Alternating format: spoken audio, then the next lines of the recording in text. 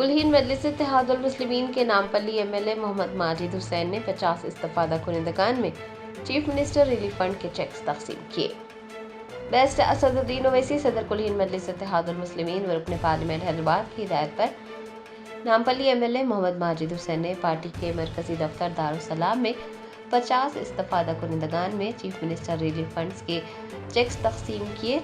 Checks की कुल मालियत 23,75,000 रुपये रही। इस मौके पर मल्लापल्ली कॉरपोरेटर जफर खान व दीगर भी मौजूद थे।